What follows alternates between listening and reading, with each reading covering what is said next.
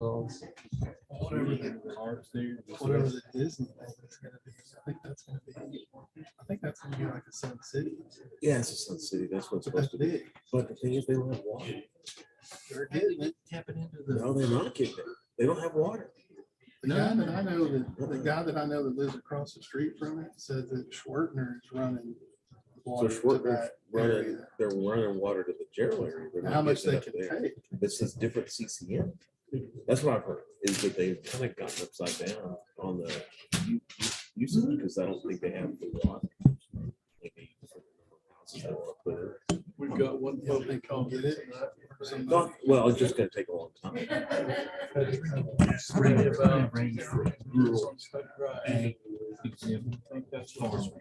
What, how much people are paying?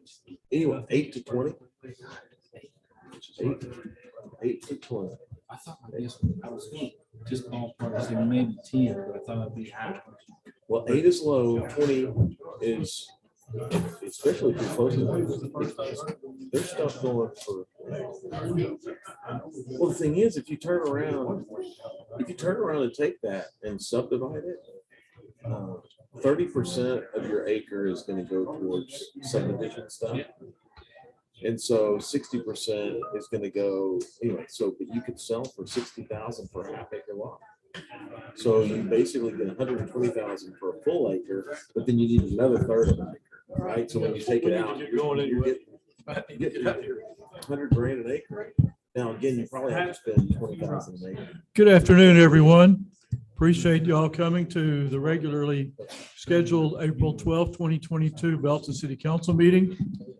Tonight, the Pledge of Allegiance, the United States flag will be led by myself. The flag pledge, the Texas flag will be led by Director of Finance Mike Rogers, and the invocation will be given by Councilmember Craig Pearson. Join me in the pledge. I pledge allegiance to the flag of the United States of America and to the republic for which it stands, one nation under God, indivisible, with liberty and justice for all. Honor the Texas flag. I pledge allegiance to thee, Texas, one state under God, one and indivisible. Join me in prayer. Father God, we come to you in Jesus' holy, precious name. Especially at this holy week, when we remember what you have done for us. We can never thank you enough, but we're going to try for all eternity. Lord, we ask that you would be with us here, that your will be done. We thank you for the rain that is about, and we pray for the rain, but we also pray for protection from the tornadoes that are reported on the ground, and Father, from the hail and the high winds. So Lord, may your will be done, and may we do it in a manner that brings you honor and glory here tonight. In Jesus' name, amen. Amen. Amen. We call this meeting to order. You got a cast.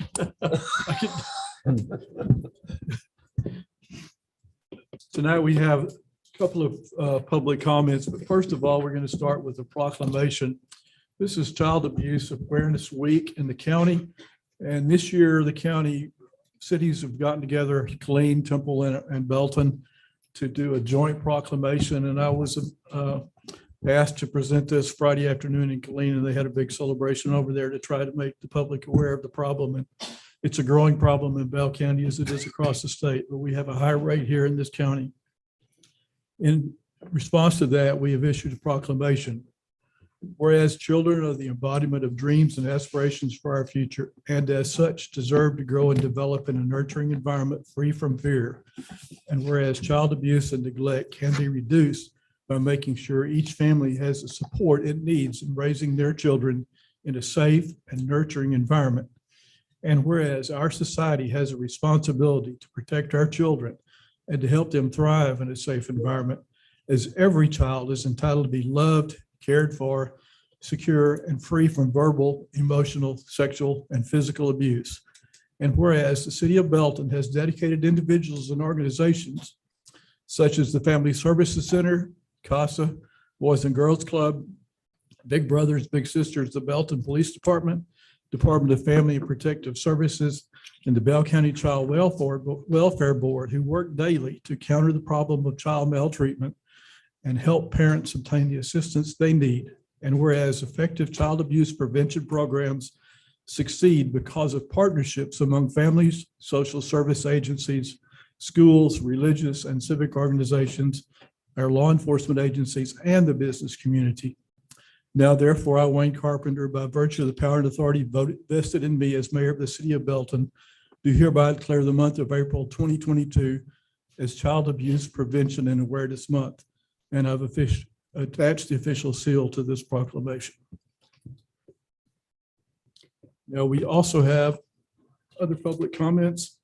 Any citizen who wishes to address the council may do so. We cannot respond to or discuss your comments tonight, but we're certainly welcome. You're certainly welcome to make those. We have one person signed up to make a public comment, Mr. Jeremiah Van Blaricom. Yes. If you would come and state your name and address for the record, please, sir. And we do have a 3-minute time limit. And Mr. Pearson will kind of wave at you just before that time is up. Thank you. My name is Jeremiah Van Blaricom. I live at 704 State Drive. Behind the HEB. Recently, we've had somebody come in, buy one of the properties there, and they decided to turn the property into an Airbnb. Now, the problem with this Airbnb is State Drive, if you haven't been on it, it's extremely a narrow road. No sidewalks, there's no lights, and it's only a 20-mile-an-hour road.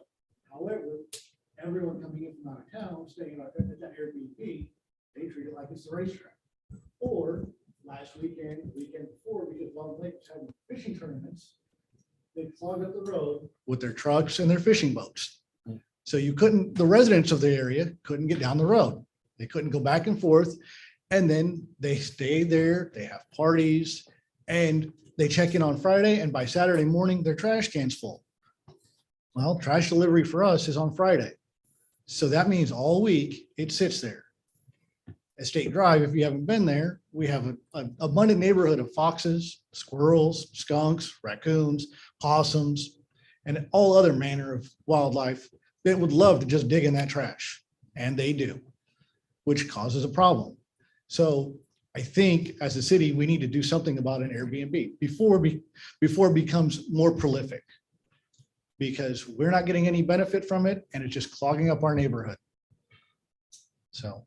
Thank you. Okay, thank you, sir. We appreciate your comments and we'll refer the matter to the staff to look into the situation. Appreciate your taking the time to come and share it with us. At this time, we are really honored to have a presentation by the Belton ISD Superintendent, Dr. Matt Smith, regarding the proposed bond election that's coming up in just a few days. Dr. Smith, thank you for coming. Hear that siren? I would like to say that's not because of me, and it is eerily similar to a presentation that I made at Temple College a couple weeks ago. So just give me a timeout sign if we need to go shelter or anything. That's what I've learned from that presentation. Well, we're okay. We've got a podium up here. We're worried about you. Thank you. Thank you. I appreciate that. Again, my name is Matt Smith. I'm the proud superintendent of Belton ISD, and I am thankful to be here tonight. I appreciate you all, council members and mayor, city manager, for your service to this great city of Belton. And it's my honor to present to you tonight a little bit about the Belton ISD bond that is up for election here in May of 2022. I'd like to point out we have Ty Taggart, our vice president of our board of trustees, with us tonight as well. And he'll help correct me if I screw anything up along the way, I hope. On February the 15th, our Board of Trustees voted to place 2 propositions in front of our voters in the city of Belton and our cities that we serve in our school district to consider. Proposition A, $168 million, and Proposition B, $5 million. Tonight, I'm going to move briefly through how we got to these propositions and what's included in these propositions, and I'll be able to answer any questions that you may have. Number one question that I get as superintendent in Belton ISD is, what does this mean for me as a local taxpayer? What I can say to our constituents is that this is not a tax rate increase for the voters to consider. We have a couple of different buckets of funding that our taxes provide for school districts, and this will not result in a tax rate increase with the 2 propositions that voters can consider on May the 7th. How do we get to these propositions? We started in the fall of last year with a group of nearly 70 members that were invited to get together over a series of 7 meetings and study the challenges that we face in Belton ISD.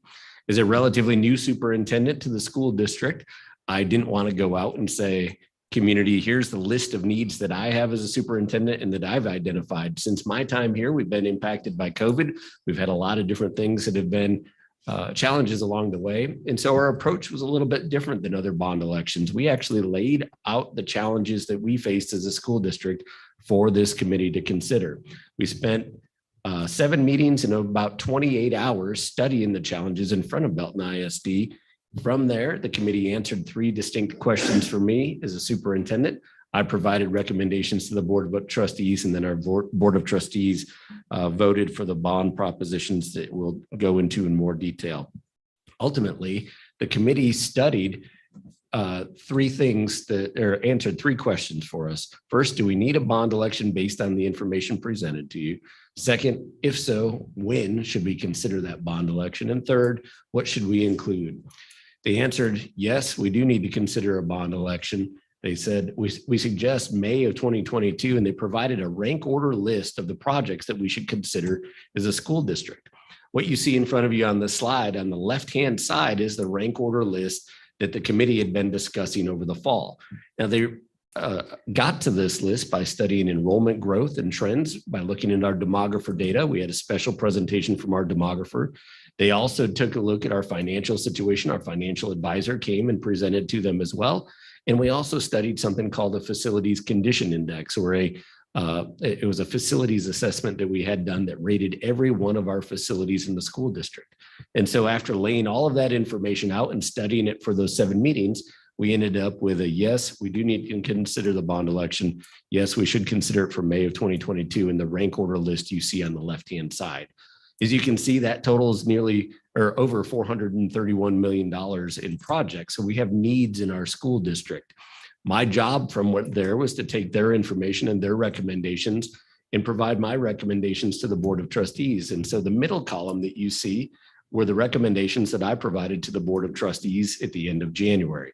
As you can see, if you can see, or as you can see, there's almost line for line. I took the top projects that were identified by that group of committee members and used them to inform my recommendation to the Board of Trustees. You see that it's pared down quite a bit. The total was 168 million at that time. And those items in yellow were slightly altered based on information that I had and needs that I knew at the time.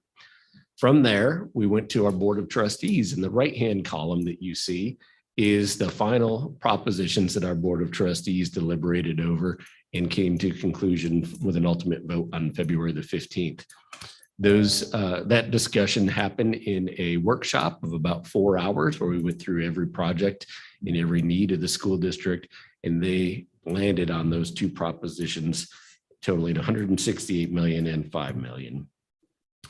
As you can see on this map, Belton ISD obviously encompasses more than just the city of Belton. We also serve Temple and Morgan's Point resort areas, and we cover nearly 200 square miles. I point out this map because this is from our demographer, and you can see that in the green areas, those are actively building subdivisions within our school district. That means there's rooftops going up in those areas.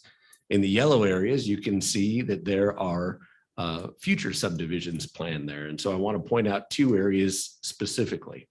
In the south of our district, in the Chisholm Trail attendance boundary, you can see a green area highlighted in red. That's the 3 Creeks subdivision that I know everyone's familiar with in this room. 3 Creeks was slated for approximately 1,500 homes, if I remember right. And I believe about 850 of them are currently on the ground. That means there's 650 more homes that we may see in the 3 Creeks subdivision. If you go east of that and look at the shoe-shaped yellow area in the Miller Heights attendance boundary, that is the River Farms subdivision, where there is work happening out there to bring houses to life in the future.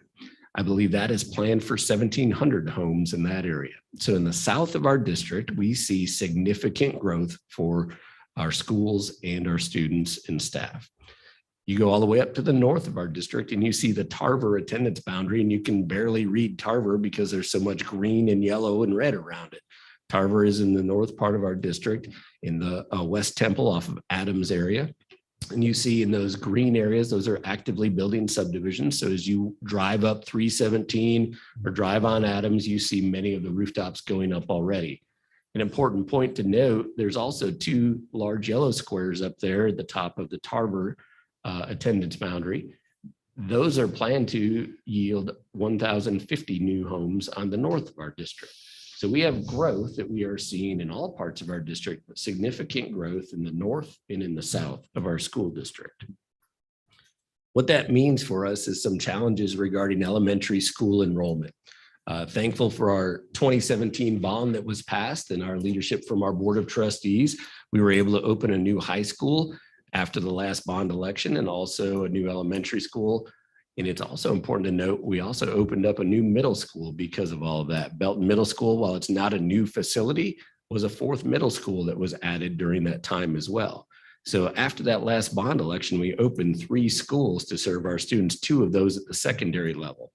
But the elementary level is where we're feeling the pinch in growth right now. And so this chart shows you the projected enrollment for our elementary schools based on our demographer reports. They presented this to our Board of Trustees recently.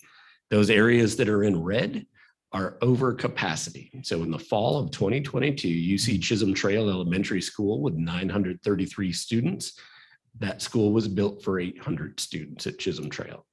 In the Tarver attendance boundary that we just pointed out, you see that they would be at 825 students. That school was built for 800 students at Tarver Elementary School. So in those areas that I pointed out where we're seeing significant growth, we are seeing significant enrollment in our elementary schools as well in an overcrowding situation. Some people ask me along the way, well, didn't we address this with the last bond election? The answer is yes, we did. Charter Oak Elementary School was opened after the 2017 bond that was passed. It was opened in the fall of 2019. And as you can see, by 2024, Charter Oak Elementary School will be over capacity. So it will be filled up, I should say this, opened, in use, and filled up by 2024. And that was opened in 2019. Growth is occurring throughout our school district in Belton ISD. The facilities condition index that I mentioned that our group studied as well was performed by an outside group to come into our school district. What we asked is that they take a look at every one of our facilities. These were architects, engineers, plumbers, roofers, and they took a look at the condition of every one of our facilities in the school district. We asked them to give their outside opinion and an ultimate score of each one of our facilities. The other thing that they did is they took a look at what we called educational adequacy. And what we mean by that is they looked at the space available and the facilities available for teachers to use to educate the students the way we need them to educate them. And so each facility received 2 scores on the facilities assessment. In summary, what you can see is about half of our schools in the school district needed some attention. It makes sense. The older the facilities that you have, the more attention that they may need. But it's important to note that 3 of our schools, Miller Heights Elementary School, Southwest Elementary School, and Belton High School, were in significant need of improvement. Finally, as you can see, it's important to note that we're a growing community. We're growing not only in the student realm, but also in staff. We employ 2,090 employees in our 198 square miles that we serve in those 3 municipalities. So as growth continues for our students, it's also continuing for our staff as well. Over the past few years, we had seen about 2.5% growth each year up until this last year, and that changed a little bit on us. We saw a 5.8% growth in Belton ISD last year. That means we welcomed over 700 new students to the school district at the beginning of this school year. We are projected to add another 780 new students to Belton ISD this year as well. And as you can see, by 2025, we're slated to be over 15,600 students. And by the end of the decade, by 2030, 31 school year, we're slated to be over 18,000 students in our school district. Again, growth is continuing. After studying all of that, our committee and our board felt like we needed to consider bond election for our facility needs for the future. So accelerated growth, I've hit quite extensively in all of this. Also, those aging facilities and changing needs in our facilities are an important piece to note. We want every student, no matter what school that they walk into, and every teacher, no matter what school that they walk into, to be able to have exceptional learning experiences and not have the facilities be a barrier for those learning experiences. And then finally, safety and security was a priority that was noted in our committee and also by our Board of Trustees. And so the bond propositions that are before our voters address the needs that were outlined by the committee and by our Board of Trustees over the fall and into February of 2022. Proposition A includes some land for future needs. One of the other things we asked our demographer to do for us was to give us some estimates on what build out in Belton ISD would look like.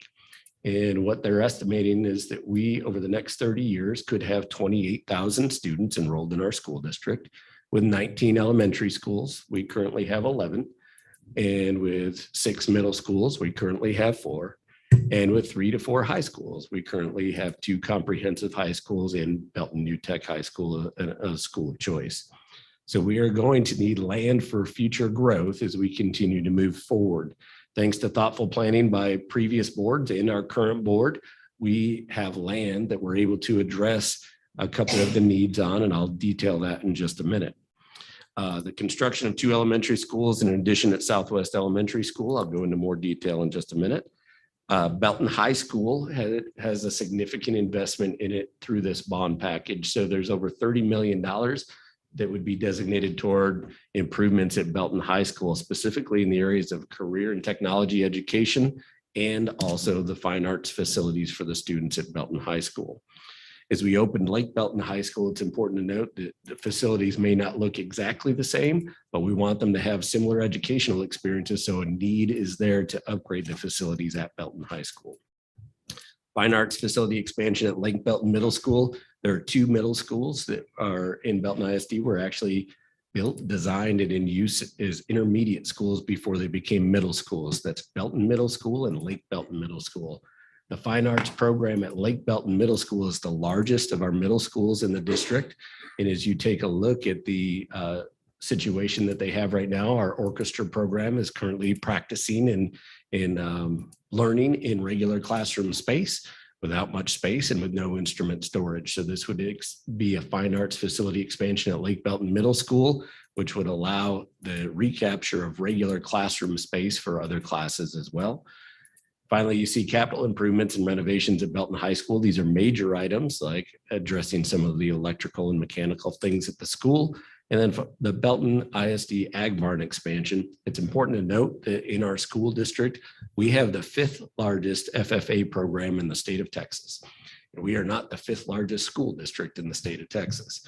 So ag is an important piece of this community. As we opened Lake Belton High School, we see an increased need and an increased desire to continue to expand that program. And so thanks to thoughtful planning by previous boards, we have land that we would be able to expand the ag barn area at the current location. Proposition A also includes a Delta program facility. One of the things that our community might not know as much about is the Delta program in our school district. As a school district, we're proud to serve students beyond typical graduation age sometimes if they have specific special education needs. So there are some students that don't receive a typical high school diploma that have specific requirements that we must continue serving them until the age of 22. Currently in Belton, we serve 27 students in the Delta program, and their education looks a little different than students in typical classes. They learn things like life skills, transition skills, workplace skills, and access to the community. This program or this facility will allow us to design a facility to meet their educational needs over the next 5 years. Based on our current enrollment, we expect that enrollment to double to 54 students in the Delta program facility. I like to use the example of welding. We would not put a regular student in a welding class in a typical math classroom with no equipment to learn how to weld. In the same breath, I would say we shouldn't put a Delta program student in a regular classroom without the materials and the environment to learn what they need to learn. So this facility would help us address that. Safety and security is listed on there. That includes additional fencing, lighting, cameras, et cetera, to continue to keep and improve the safety and security of our campuses. Buses, technology, infrastructure and bonds for schools are the things in the walls, mechanical, electrical, plumbing, roofing. These are major repairs like HVAC systems that are included in Proposition A for us. It's important to note the two proposed locations. We have the ability to build 2 elementary campuses, as I mentioned earlier, thanks to thoughtful planning by our Board of Trustees.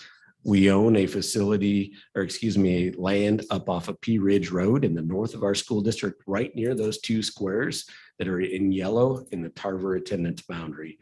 It's 15 acres where we would be able to build an elementary school, and we are almost shovel ready to build at that school or at that location. In the south of our district, you see in the Miller Heights attendance boundary, you see a green rectangle there, and that's the Hubbard Branch subdivision. We also own 15 acres in that subdivision that we would be able to build an elementary school on. And in that subdivision, that would allow us to do 2 things. One, we would be able to address the increased growth in the south of our district. Currently, Miller Heights serves that attendance area, and Miller Heights capacity with 5 long-term portables currently standing on the ground, Miller Heights capacity is only a little over 400 students.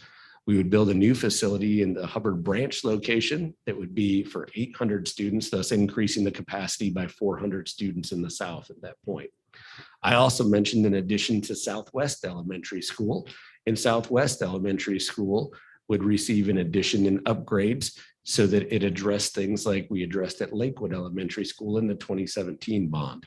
Southwest would also increase by an additional 100 students based on a classroom expansion at that school. And we would be able to remove the long-term portables at Southwest Elementary School with that expansion. Overall, we would gain 500 seats in the south of our district to relieve the overcrowding at Chisholm Trail Elementary School through this plan. After you build a new facility, what would happen if we were to build a new facility at the Hubbard Branch location, Miller Heights Elementary School would come offline. That elementary school was rated the worst in our facilities condition index, and we need more capacity in the south of our district. So through this plan, Miller Heights Elementary School would no longer serve students, and we would be able to erect that new facility at the Hubbard Branch location, redraw attendance boundaries in the south, and relieve the overcrowding at Chisholm Trail Elementary School. I think it's important to point out, because I've had questions about this, this isn't necessarily the only long-term solution. When you have a future subdivision in the south of the district that is planning for 1,700 new homes, we are probably going to need future facilities in the south of our district as well. We believe that this plan will relieve the overcrowding at Chisholm Trail, will address the aging facilities at Miller Heights, and will allow us to manage growth over the next 7 to 8 years effectively.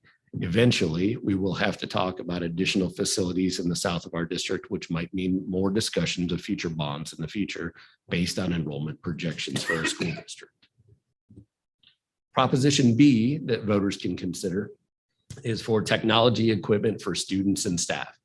In 2019, a legislative change mandated that if you add technology devices on a bond election, you had to separate that out into a separate proposition for voters to consider. So through those 2 propositions, voters can go to the polls and vote for Proposition A, Proposition B, either or both and. The voters get to decide whether or not to include what they want to include in those 2 things. And again, we're required to list the devices for students, teachers, and staff separately on bond propositions now, thanks to legislation in 2019. Some ask why use bonds, and specifically why use bonds for some things like buses and technology devices. So we'll talk about that real briefly. There's a local tax effort that's broken into 2 buckets for school districts to use. The first is the maintenance and operations bucket. That is that tax rate is now set by TEA and adopted by our board every year. That is based on a legislative change, House Bill 3, that happened in 2019. The interest and sinking rate is how school districts pay for debt service. So anything that we have debt on, like building new facilities, you pay over a series of years, similar to a home mortgage, and we continue to pay that based on voter approval. That is the interest and sinking tax rate. So when people pay their tax bills, it's actually broken into two separate buckets for our constituents here in Belton ISD. One of the challenges that we face is that our maintenance and operations budget is currently set by TEA. The tax rate is set by TEA, and payroll for the 2,090 employees that we serve in the school district makes up 84% of that budget. That means that we have 16% remaining to do all of the other things as a school district, pay your utility bills, buy supplies for the classroom, et cetera. That leaves 16% for us to do as a school district with that money. Currently, you can see our maintenance and operations tax rate is 96 cents and our INS tax rate is 39 cents for $1.35 total. And over the past 6 years, 5 years plus a projected year, you can see the current tax rates in Belton ISD. So one of the questions I also get is, well, you've been raising taxes for a long time. What's going on? Our tax rate has actually gone down over the past few years, thanks to legislation in 2019, but also thanks to good work by our Board of Trustees over that time. Through thoughtful financial management, we've been able to lower the tax rate for the constituents that we serve. And also, it's important to note that it's not just the tax rate that makes up tax bills. It's also the appraised value for homes we do not have anything to do with appraisal of homes in the school district. We set the tax rates, our Board of Trustees sets the tax rate.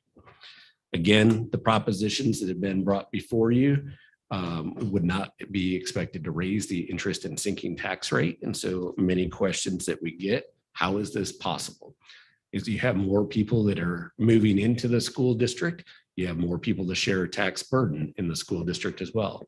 In addition, we've seen property values increase during that time. So as more property taxes collected, what we are asking through in this election is to be able to use that money to be able to build new facilities to manage the growth moving forward. And finally, it's important to note that our Board of Trustees has worked diligently in the past 12 years or so to continue to reduce our debt profile. They've taken advantage of low interest rates and continued to make sure that they were refinancing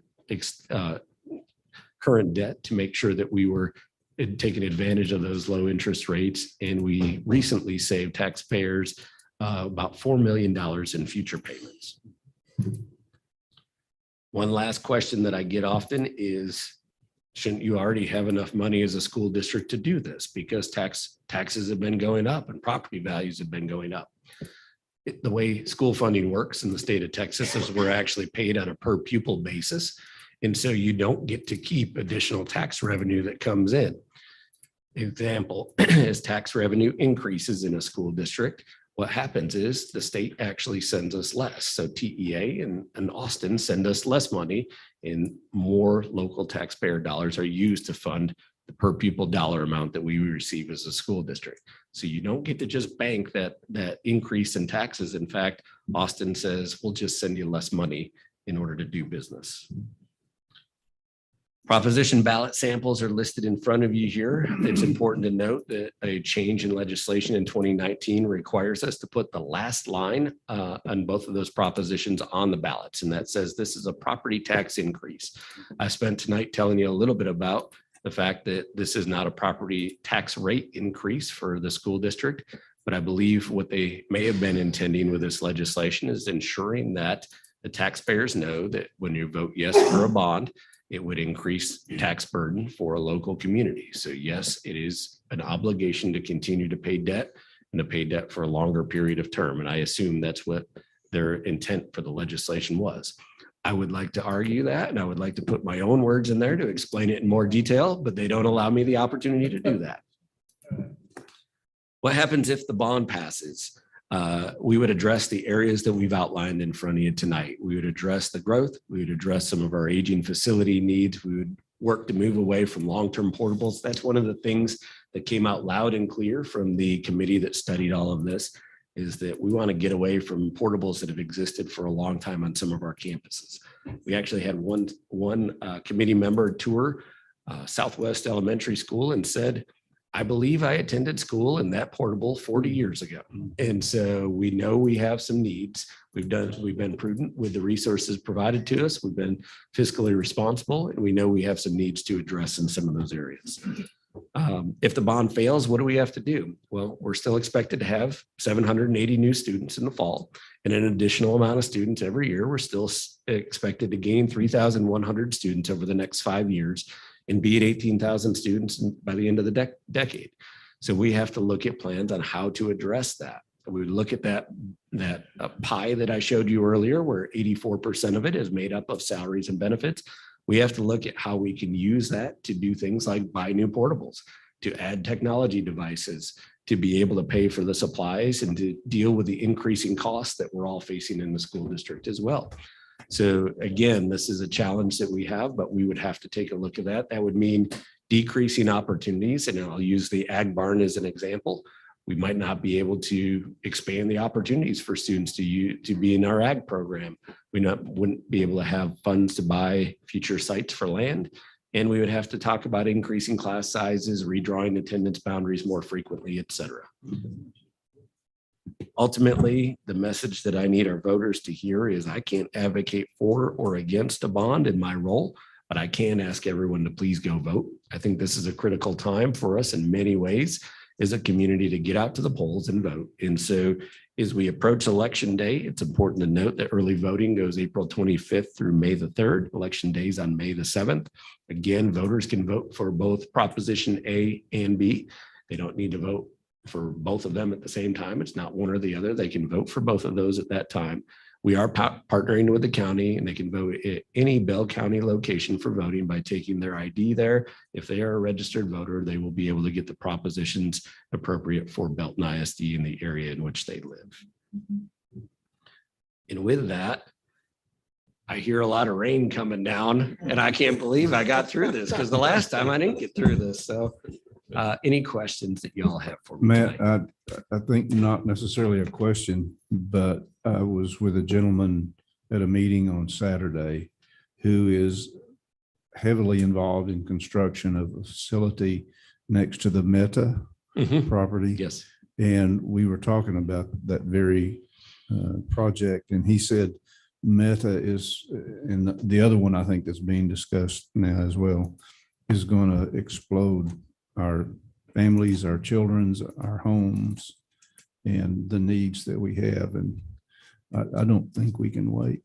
I appreciate you bringing that up. And I will say this, our demographer report, the updated numbers were reported before that announcement. Now we knew that there was a big announcement coming. We didn't know which company at that time. And so we do anticipate seeing additional impact in our next demographer report for us as a school district because of that. Matt, I think it's hard for people to grasp the growth that the district's experiencing. And I don't know if it's true, but I've heard that we were one of the few districts to grow during the pandemic in terms of number of students. Yes, sir. One of our counterparts south of us, even this last year, we found out lost 1,000 students while we're growing by 700 students during that time, and they're more than double our size. So we did see growth during the pandemic, even while we returned from the shutdown of the spring of 2020. We saw an increase in our enrollment that hit our normal projections. And then this last year, basically our projections doubled. And so we definitely have seen the growth that a lot of districts have not seen. And the ultra conservative number of 3% growth is over 400 students a year. And you Yes. bump that up to 5, and that's 675 students a year. And in an elementary school, how many students would that house? 800. So you're just under a school a year. I don't think people realize the facilities need. And just to tell in, you mentioned something about portable buildings. Do you think many of those portable buildings are older than 10 years? Yes, Yes. I believe we currently have 15 long-term portables on our campuses at this time. And of those long-term portables, I would estimate that they are all well over 10 years. And I would assume some of those portables would still remain even in the south of the district. Yes, and here's. Really need some attention, I think. I think so as well. And I think one of the concerted efforts that I heard from our committee and our board is that we want to get rid of those longstanding portables. I tried to make sure that the committee understood I can't guarantee that we will never see a portable on our campuses as a fast growth school district. It's just, that's not the reality we live in. But we understand that our community did not want to see those staying there forever. And so that employs us to try new things. And one of the strategies we have to do to all this is build new facilities to spread that out. Attendance boundary changes would come along with new facilities.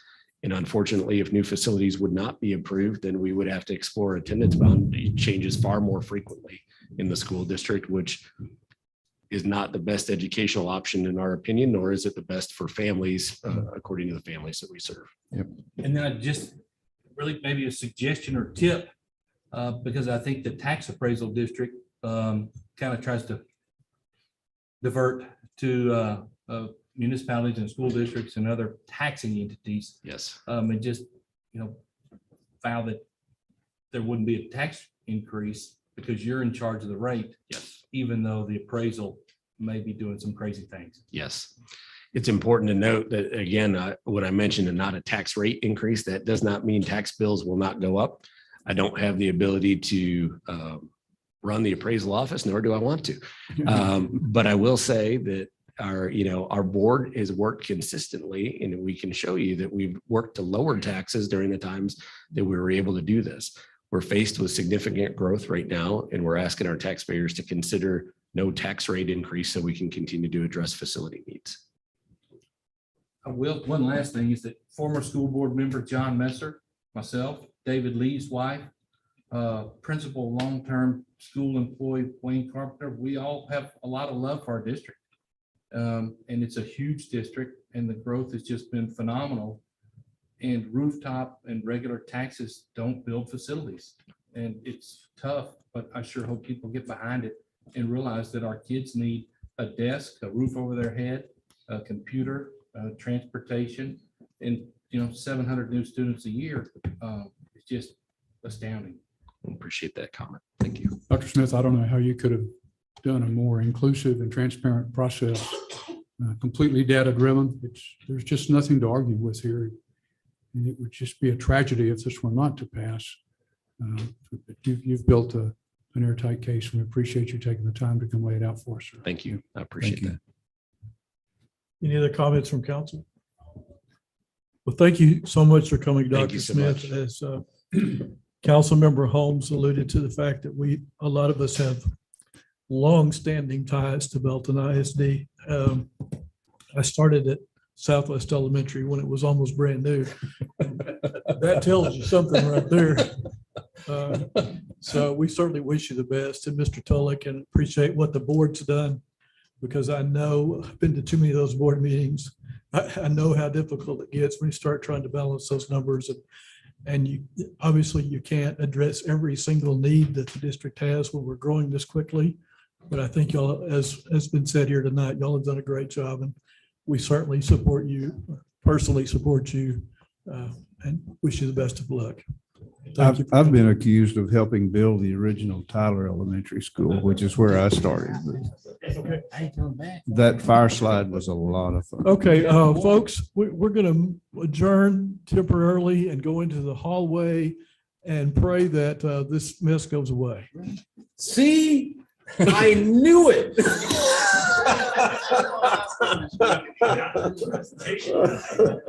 That's legit, huh?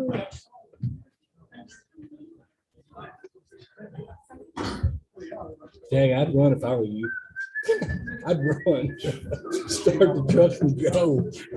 Take it with you. Nice work, Bill. I need a sign. That's a change. I think. Give me one. Sign. Barn.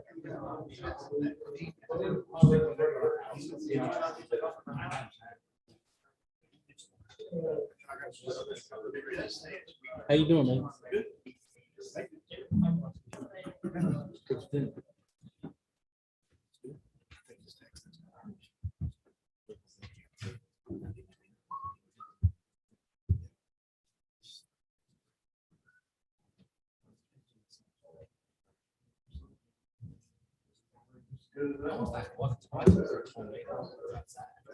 Yeah.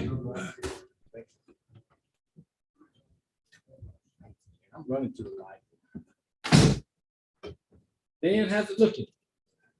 Good, how are you? Good. You think it's coming?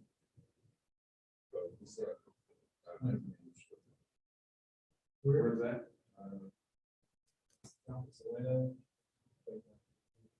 That's what you're not going to Holland, right? 24 days. That's all, there's always, every single time, there's something in between. There's a. Oh, man. 10 miles south of Harbor Heights. Fox 44 has live pigs. Always there. And, there's also the fact of the lakes, And which really kind of. can I get on your shoulders and I'll put that back up in its place? Yes, sir. Okay. Just one rule when we do Is take that fan, pump it with that fan. Hook it to insulate a whole large.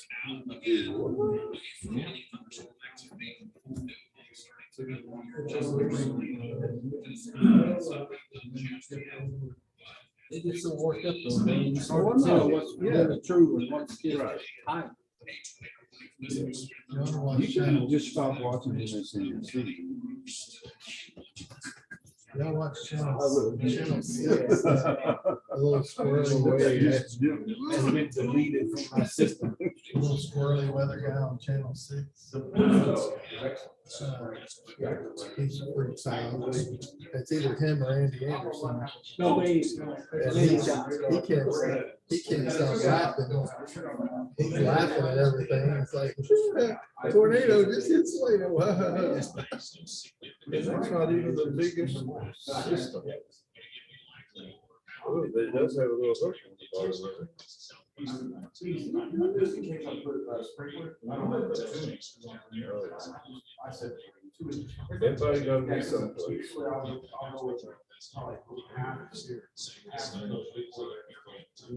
Well, I'm afraid that, election is coming out right before that election. Tea party. Well, was it? Well, I didn't see Tea Party. I saw No, they take it over. Oh, that's right. And they're so ornery, that no regular traditional Republicans want to attend.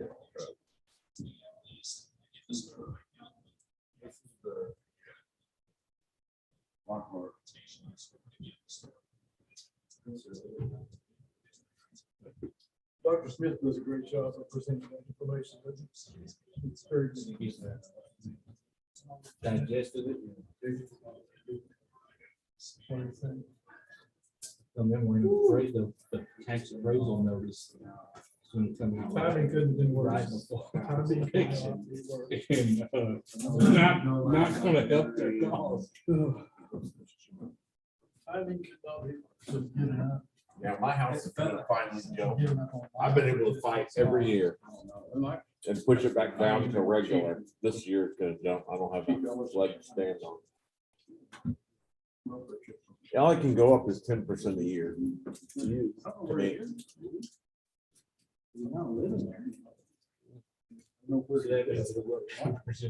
the next 3 years. Forever. It's gonna jump up a lot. Mine's gonna jump up 40%, I think. I had a buddy who's out of the city limits, but and built a barn dominium with amazing pool and all that, probably 8 to 12 acres. And they've discovered him. And he's just gone every year, just gone through the roof. And he said when he gets to the 15 to 20 grand in taxes, he's out.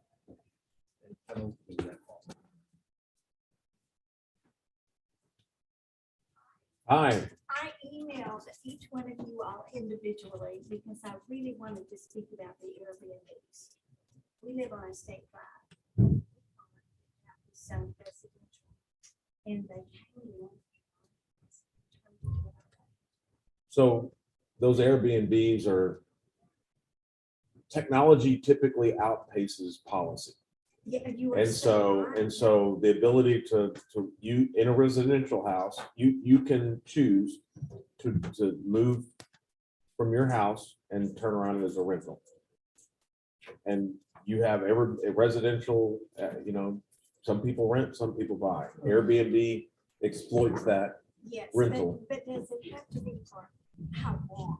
Like, do they have a period of like moving out of your house and rent it for? Well, 6 there's no way, months? the only thing we could do is like no parking or any nuisance type thing, but as far as getting into, we're in a land of the free, home of the brave, right? So, and it's Or also property have rights. contact with the owner. Oh, it's terrifying because our security is gone. That's our retirement home. We love that neighborhood. I spent kindergarten kindergarten for my senior year playing up and down the State Drive, so I know the place, so. Few oak trees than they used to be. Oh, yeah, we bought it because of the oak trees, and we were younger, and now I'm old, and God has given us a new vista in our life. But this is terrifying. That is advertised all over the nation. And we walk our dogs, we walk. Which house is it, ma'am? The one that has turned into an Airbnb is 713 State Drive. We live in a 730 State Drive, but people have come in there and built a beautiful home across the street, and now they're across the street from us. I don't want to call it an Airbnb. That's cute. We're across the street from a hotel. 713. Yes, 713 belonged to the judge. It's the second house in, and the house on the end of the State Drive is for sale, and we're terrified that somebody will buy that and turn it into the same. What did the people who bought the McDonald house, what have they done? Right there, McDonald's. it's right there Oh, it's behind, right next to the Joan Thomas's old house. because I live on 28th Avenue, I know exactly what they're You talking live about. around this corner from us, don't you, Mr. Carpenter? Yes, ma'am. Okay. Yeah, back Well, there. we live down at- in Bill Miller's old yeah, house, further. 7, we gutted the inside of it, that's our retirement. And I'm in contact with the city, I'm emailing Hotel. each one of you all about our zoning. Well, there's somebody who does have an Airbnb and they paid. It's not a zoning issue, like David said, we're gonna have to look at the nuisance factor, but it's not a zoning issue, I don't think. All right, so you're saying that my thinking that it's a residential and not commercial, because if I decide to turn our old tennis court into a used car lot, that's not a problem either. Oh, that's totally That would be you. totally different. So, but you can, there's no requirement in residential that you have to own it. There are people in Belton that own property that rent it to tenants, typically more than a month at a time, but sometimes less than a month. Most times 6 months lease. Can you figure out a way to take care of these nuisance? How do you police it? Okay, well, think about this. I taught school in Killeen for 40 years. We talked about kindergarten, all of these things. What means that somebody can't get in here?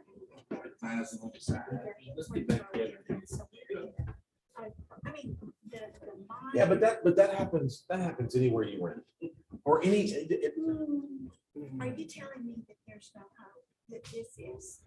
as long, currently, the laws are, you can rent, you're not required to own the residence that you live in. You don't have to own it. You can rent it. And so.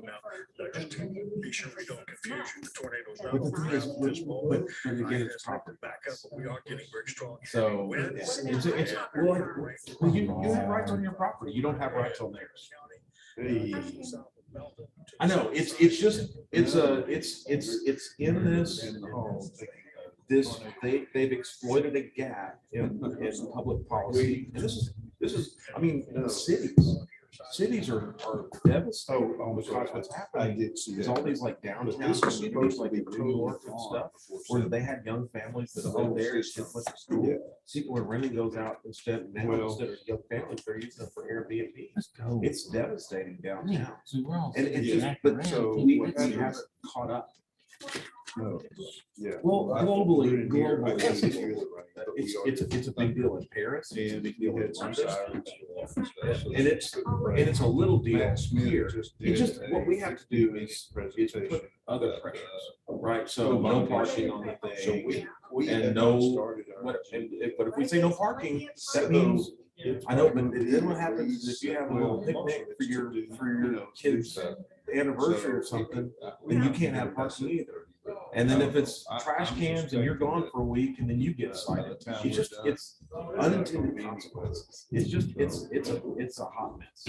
Thanks, Mike. I'm David Lee. Sure. So, did you know Edwin Joe Thomas, or did you know, how long have you been there? Okay, so Edwin Joe Thomas was there. So, yeah, it won't matter. You won't be able to run.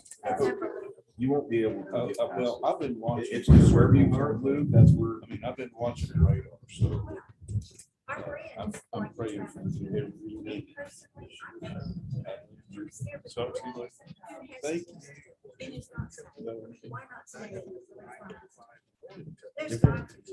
Some people are being. Are you saying that all of this that I'm doing, that I'm emailing all of you? No, That there is no, no. now to do that. There, right now, there's a limit to what we are legally able to. What we need to do. Because we don't make laws. We can make policies. We I can don't, do something. I didn't get a gavel tonight, so I'm just kind of banged on. So say no rentals. Oh, I thought we were moving forward. I thought we were moving I'm forward. ready. We're just. Oh, Sam. All right. Well, They wanted 10. but I said, no. Come Come on. Didn't you hear me back? Didn't you hear me bang my? What's that? Just use your name. Yeah. Sorry No, about I that. missed I mean, it's, I don't need it now. I heard, Don't and worry I about saw it. some comments how good it was. I just teased him. Nice. Isn't that fun? Congrats. That's that's right. If I'd known where it was, I would. Hey, let's go, man. I should have looked for it when I got my kids. I didn't see it.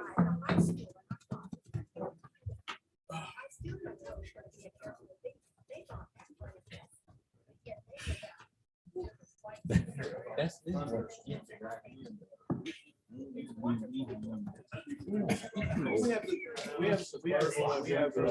Oh, really? Like. Started early this morning. there's all kinds of uses of houses. So let's say you want to keep lots. Oh. Must be a lot of traffic. And now you get 8 properties. Hello. All right, first hour down. And it's to be done. It's in a residential and so they're moving because they don't have to live next. Take my gavel. Bang him up. I live on Route 121. We're all the construction. Sir? That's a nice one right there. I've lived on Montrose, so I have friends. that Don't live let me come on here. on a state drive. You know, all through my wife used to live on Julianne, which is in St. Margaret. We Is live it on- hail? Oh, man. I knew I should have hooked them. Hey. Hey. Can we start now? Crack the door. How much hail? Is it big hail? Oh, golf ball size hail. I sure hope I have. Which car are you in? I'm in my GTI. I would have been gone.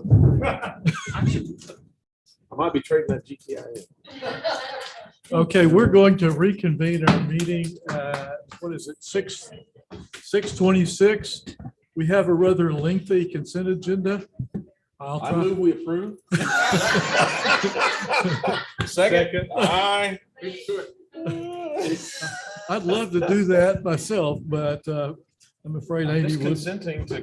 consent. Okay. The consent agenda tonight that anyone may pull an item to be considered separately. Item 4, to consider minutes of the March 22nd City Council meeting. Item 5, to consider reappointments to the Texas Dormitory Finance Authority Board of Directors. We'd like to share our appreciation with former Mayor Bill Holmes, Blair Williams, Brian Ewan, Danny Dossman, and Andy Krausman for being willing to be reappointed to that body. Item 6, consider an assignment of the parking lease agreement between the city and Robert Dominguez Jr. for the use of the gym and the co-op redevelopment project. Item 7, to consider a resolution authorizing the submittal of a grant application to the United States Department of Transportation, Rebuilding American Infrastructure with Sustainability and Equity, or RAISE, for the South Connell Street Capacity Improvement Project between I-14 and South Loop 121. Item 8, to consider a resolution authorizing the submittal of an application for fiscal year 2023 community project funding for the East Central Avenue Bridge Replacement Project. And item 9, to consider rejecting all bids received for the 2018 Street and Utilities Project Avenue S water line from South Wall Street to Miller Street. Does anyone wish to pull one of those? If not, I would entertain a motion. I would move that we accept agenda items 4 through 9 and all the others if we can. Second. We have a motion. We have a limited motion and a second. All those in favor, please say aye. Aye. Any opposed? And those passed unanimously. Item 10, to hold a second public hearing to consider authorizing the city manager to execute a strategic partnership agreement with River Farm Municipal Utility District of Bell County. Mr. Listy. Thank you, Mayor and Council. The item before you tonight is the second public hearing for the strategic partnership agreement. As you recall, this item simply allows the opportunity for the annexation of the River Farms tract after the bonds are substantially paid off or 30 years from the effective date of this agreement. You heard the discussion about River Farms in Matt Smith's discussion, and certainly there's an opportunity for a school site in this area as well. We would recommend that you conduct the public hearing for this tract, the second public hearing, and then authorize the execution and signing of the agreement and the recording of that at this time. Any questions? No questions? If there are no questions, I'd like to open the public hearing. Does anyone wish to speak for or against this item? Hearing none, close the public hearing. Open it up for council discussion or a motion. I move we approve authorizing the city manager to execute a strategic partnership agreement with River Farms Municipal Utility District of Bell County. Second. All those in favor, please say aye. Aye. Any opposed? Motion passes unanimously.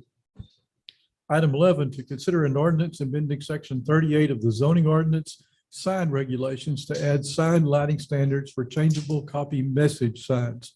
Mr. Van Til. Mayor, Council, I appreciate the opportunity to bring this item back to you. We will skip over the preliminaries. I think you guys will know what it's all about. We have basically taken all the SUP requirements out of there. We put the 3815D items in there. There they are. It should be exactly what you remember from the last time. And so, being a good public servant, I'm going to make this short and sweet and recommend that you adopt the amendments this evening, unless y'all have any questions. So I want to be polite and say thank you for all your input. Thank you, Mr. Van Til, and thank you for working on this. Do we have questions or comments from council members? Just to be clear, we left the SUP requirement, but we added that language for the spec and the design kind of the signs, correct? Yes. Yes, sir, exactly. Not that I'm going to vote for anything that comes through with this, but I think having an SUP is good because it actually does kind of raise to the level of a policy vote. So that being the case, I would make a motion that we approve amending this section as presented. Second. We have a motion and a second to approve the ordinance amending section 38 of the zoning ordinance. All those in favor, please say aye. Aye. Any opposed? Aye. Motion passes 6-1. Nay. And reason that Scenic City I'm worked a with lot, you. I'm with you. on that policy, and I just hate that that would start and detract from our historic downtown and just old school. So appreciate it. Okay. Thank you all for the work on that. That's one of those that I have some concerns about myself, given the location and the restrictions we put on it. I feel a little better than I did the first time when I voted against it. Item number 12, to consider a resolution amending resolution 2021-25R, reaffirming Belton's need for additional water treatment capacity by BCWCID number 1 in the amount of 4 million gallons per day and recognize the increased estimated prorated cost of $22 million. Mr. Liston. Thank you, Mayor, members of the council. This item is coming back before you. We dealt with this about 6 months ago, 8 months ago, perhaps now, where the district had come to us recognizing the need for additional water treatment for the city of Belton and all the other entities. They have been hit with increased costs like so many other entities. And so what we're facing now, recognizing our need in about 2035 for additional water treatment capacity, the cost increase is about $2 million additional dollars. We had committed about 20 million previously. We're getting very close to bidding. Ricky Garrett's trying to get the commitment by everybody in order to go along with this. And obviously we're encouraging him to go to bid as soon as possible, recognizing the fact that the costs are going up. But it is important for us to be a partner here and preserve this capacity. We won't need it immediately, but we certainly will need it within our planning horizon. And so we're asking the council to acknowledge the commitment for 4 million gallons per day, which is our need, about 14% of the capacity. District will issue 30-year bonds for that. And we would, our ratepayers would pay that through the utility rates. And so that's where we are in the process right now. I hope to go out for bids very soon, and then we'd come back with a final contract for the council. But again, our commitment in order to receive the 4 million gallons a day share, we need to commit to the $22 million, and we would recommend your approval of that amendment. Thank you, Mr. Listy. We've been in an extreme drought, and apparently we're not right this moment, but I know it's a long-term commitment. Questions or comments from council? I move we approve item number 12 as presented. Second. All those in favor, please say aye. Aye. Any opposed? Item number 12 passes unanimously. Sure glad we have the option to do that. I am too. I really am. Item 13, to receive a report on the financial condition of the city's equipment replacement funds and consider funding alternatives for the fiscal year 2023 annual budget.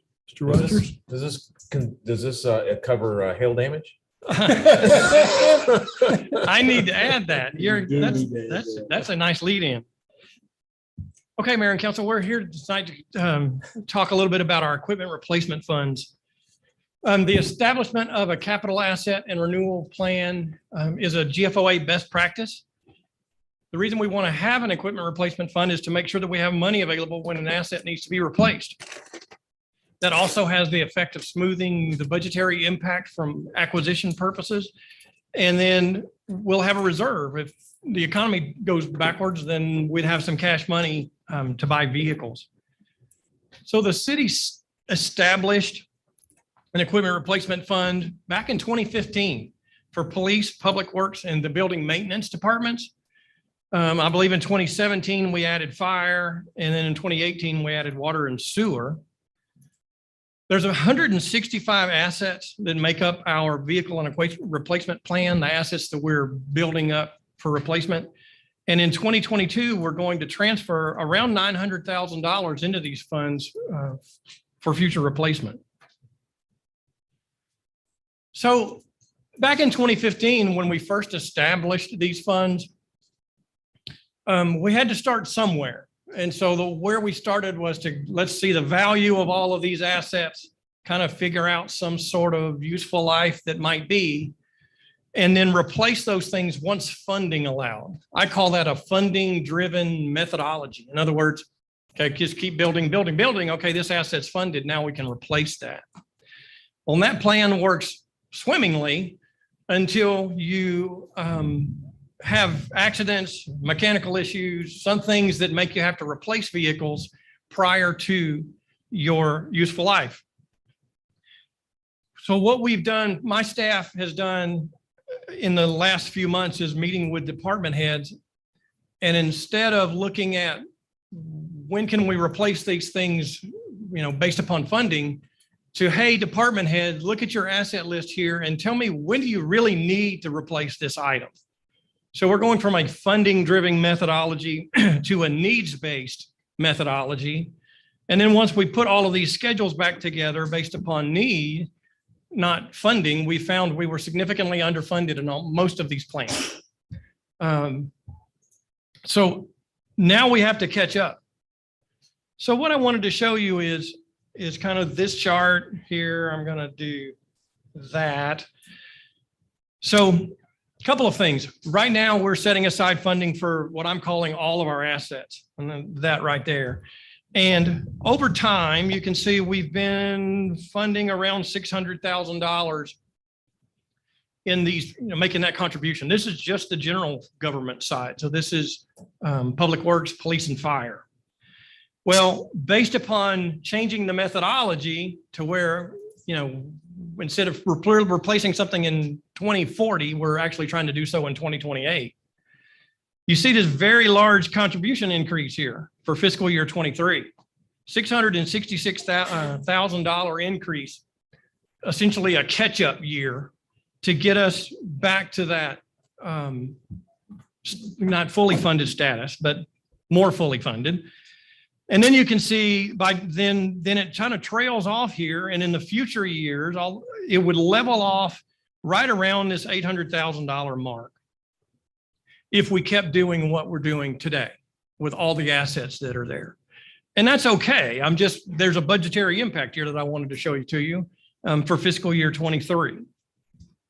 So going forward then, there are some alternative strategies that we can talk about. And that is limiting our replacement plans. Instead of having all of the assets in there, limiting that plan to kind of more of those routine replacements. So when I say routine, I'm talking police vehicles, pickup trucks, tractors, those kind of things, more of the 5 to 10 year life items. And then if you could also say, well, assets that are less than $200,000, those very expensive items. Some of the alternative strategy here is maybe look at funding only 50% of these larger items, or consider maybe not having them in the plan at all. And when something really expensive breaks, then we use short-term financing to go replace it. So what I wanted to show you here is we have, as a perspective, we have 11 assets in the general government departments that cost over $200,000.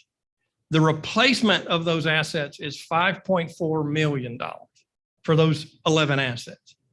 Water and sewer has 2 over 200,000, drainage has 1.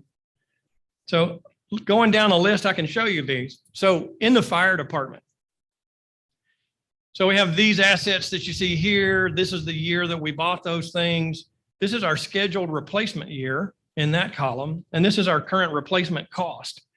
So you can see a couple of things here. I've got an asset way out here to replace in 2042 on this schedule. Is one thing.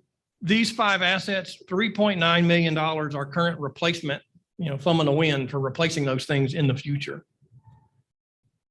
On the police side, there's one asset over 200,000. It replaces in 2033 for 277,000. In the public works side, I have 5 assets over $200,000.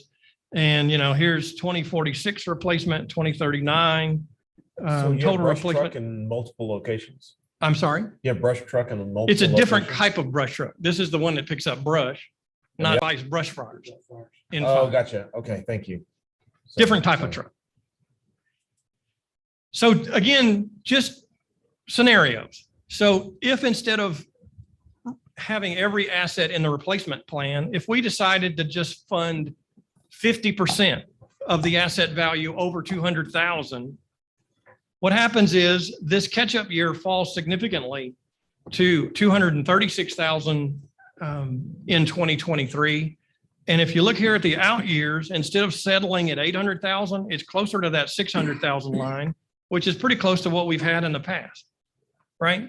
Just by making that decision for those 11 assets, if we're just going to say set aside funding to have some funds available, but only do say 50% of that value.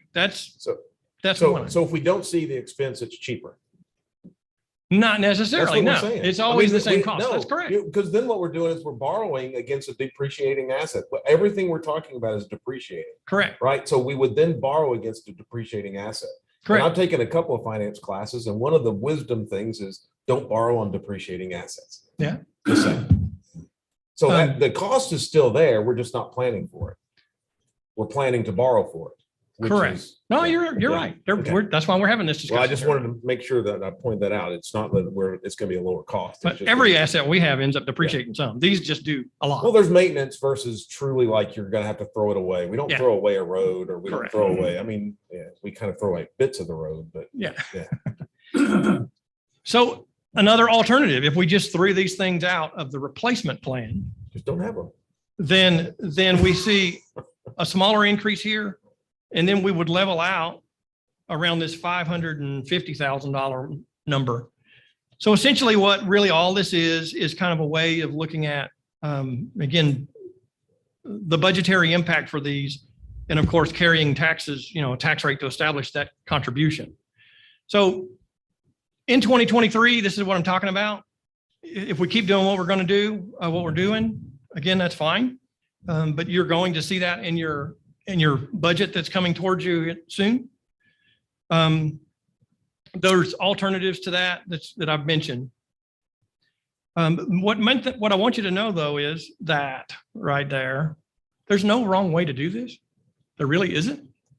I'm here to tell you about the budgetary impact for 23, and then you guys tell me if you want to consider doing something different for those particular assets.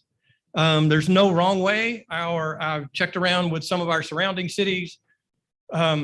Brown Rock issues debt for all of its replacement vehicles. They cash fund, interestingly enough, additions to the fleet, but all of their replacements, they issue short-term debt for short-term tax obligations. Colleen had an interesting kind of scenario. I have it down here. They do not, so they cash fund their replacements, except for pumper trucks, reserve trucks, rescue trucks and ladder trucks, those expensive fire department equipment items. They always issue debt for a ladder truck. And so I'm just telling you, that's what other places do. Me personally, and I'm not saying my way's the right way, I've never had those expensive items in any replacement plan. Doesn't mean that's the smartest way. I'm just telling you my history. So again, there's no wrong way to do this. I'm kind of just throwing this out there for some discussion of how y'all want to proceed for fiscal 23, because it goes directly into the budget, what we decide tonight. Well, the whole point of this replacement plan was to be proactive, where we weren't having these things creep up on us. And this just kind of waters that down. I understand the thought process, but it took us several years to fund this plan, and we've kind of we've had it funded. Looks like we may need a catch up, but just because we need a catch up and because this plan is getting more expensive to fund, I don't think means we should go backwards and not fully fund a plan that's been working. I mean, even the expensive stuff, you're being proactive with the expense, right, where we're not having to make tough decisions about, well, how bad do we really need that this year? And could we put it off a couple more years, because that gets you back to where you were before. And I can tell you in my business, that's bad business, to stretch fleet, and you end up paying more because of maintenance. And that's actually the world we're living in right now, because fleet availability, you can't buy anything, but it gets more expensive to do business. So, my thought would be, use some of these other funds. And I know we've just allocated all this other government money, but if you got to do something to fund a catch up, thinking outside the box, then do the catch up. Mhm. And keep funding these high dollar items, because then those are big high dollar surprises and high dollar problems that you're kicking down the road. if you take them out of this fund. And that was the whole point of this fund, is to level that out. And I would say that would make us better than Colleen and better than these other people that aren't doing it that way, because they've got to deal with those problems when they arise. Correct. Sure. I have a question, Mike. Part of our discussion is consideration of useful life. That's the term.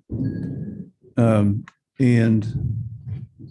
one of the things that you said is, I think we do swimmingly well until we have a mechanical issue or a wreck or something like Sure. that. Right. So it shortens useful life. So my question is, what is the methodology to determine useful life? And is there, and I think Guy sort of mentioned some of that, is it possible to stretch useful life so that we get more use out of some things than others?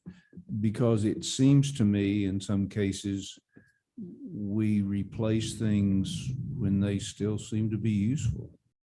And how do we do it by mileage? Do we do it by repair costs? Do we do it? How do we determine useful life? And is there something we can do in some cases? Obviously, we can't in all of them. Is there something we can do in some cases to extend useful life while we're building this reserve? Sure. Initial useful life is typically based upon one experience. And then we'll talk with department heads generally. For example, I'm just showing you fire engines here. You know, the fire chief will tell you, generally a fire engine will last 20 years and a ladder will last 25 typically. Doesn't mean that's always the case, but you know, that's what they try to do. But then when it comes time to replacement, for a replacement or the item is having difficulty, mechanical issues, do we have a set standard scoring process? The answer is no. But a good thorough discussion with our fleet folks who knows that vehicle from top to bottom, that sort of stuff, you know, the kind of the ongoing cost of maintenance and things, all of that goes into consideration when we look at these things. And also the use itself. If you have a, for example, one of these fire engines goes feet up, it's, you know, you're in a bind now. I've got to have a fire engine on the road. So there's a critical nature to that. If you have a pickup truck and you got 15 pickup trucks, then okay, I can be without that for a while. So lots of things go into consideration with that. And as far as what we don't really want to do necessarily is just keep pushing things out and not replacing them.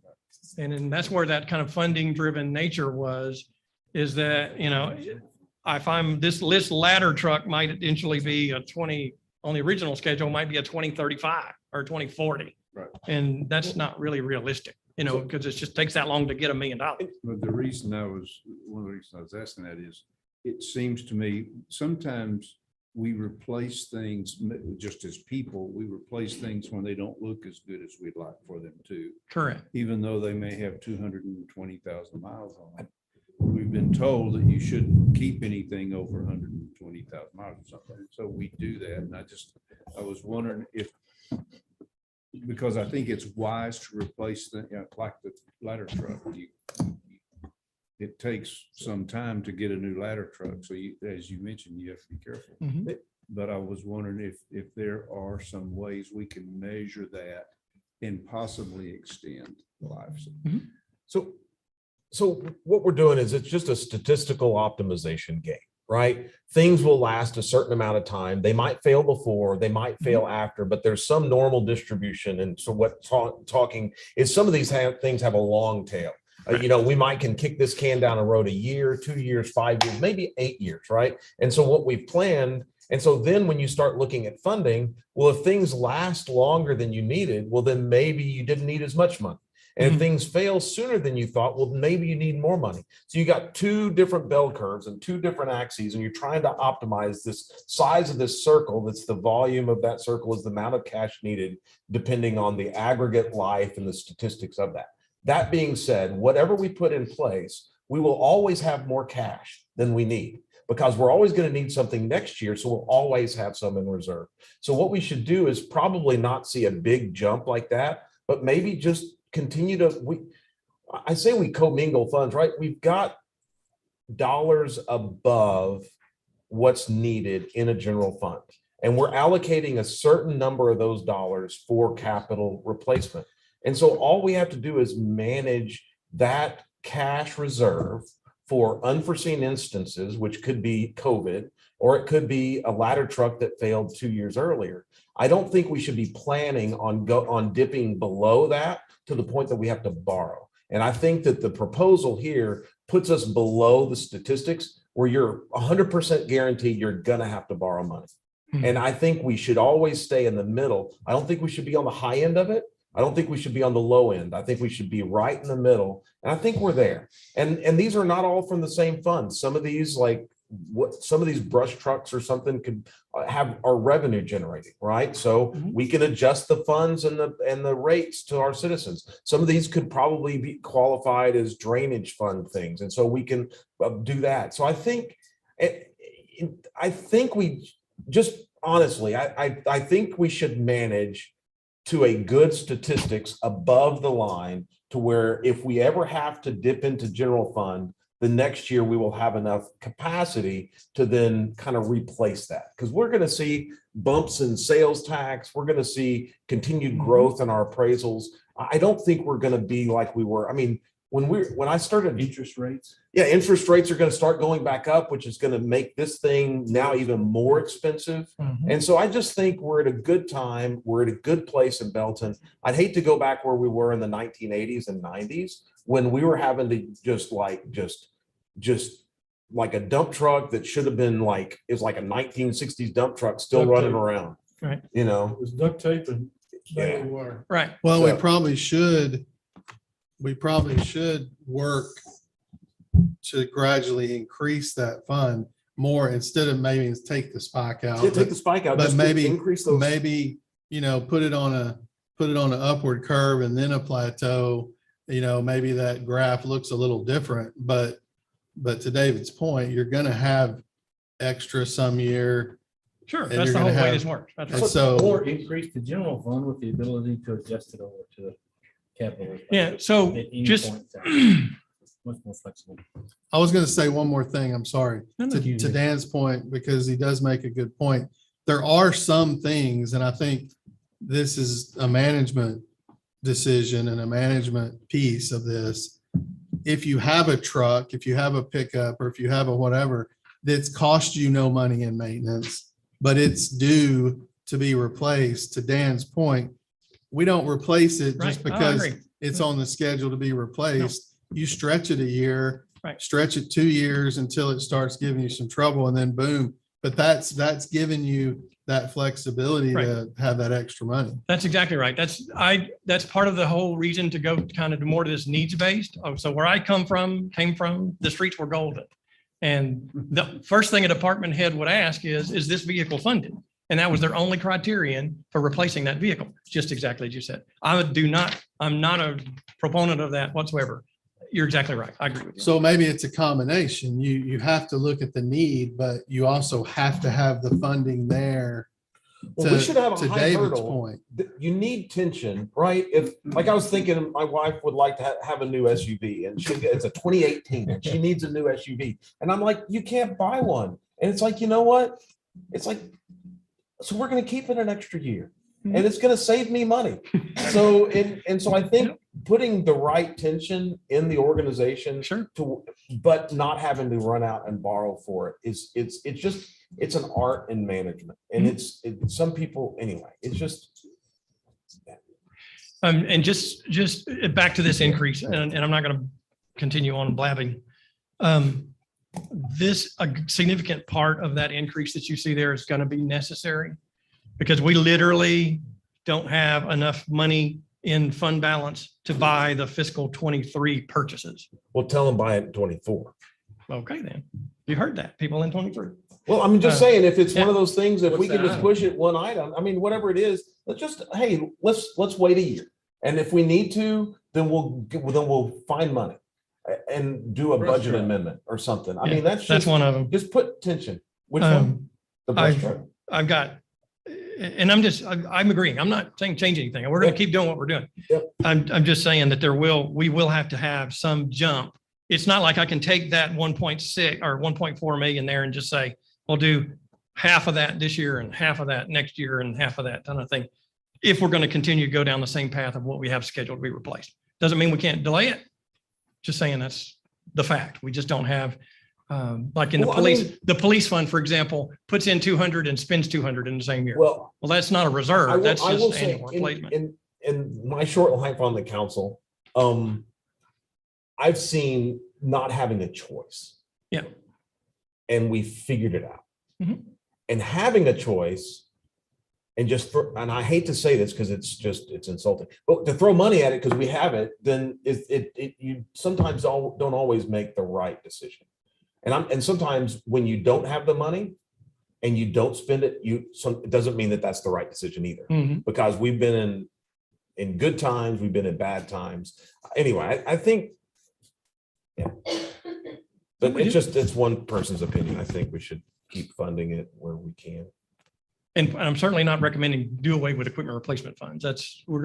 Nobody said that. This I is, think you've got to really focus on increasing it gradually, like I said, and it's going to take some of those spikes out and get us to the level you got to be at to be funding it more adequately to allow for, it looks like we've got one kind of anomaly here that we're trying to deal with. And nobody says this plan's perfect. So you may have to, if that truck is costing us a lot of money and it's crucial that we get it replaced in 2023, then we may have to find the money. But if we hadn't had this plan, we'd have been finding money for all kinds of stuff for every year before. And so we've avoided Absolutely that. right. But if there's 1 year, you got to find a little money because we didn't have enough, then so be it. understood. Anything else?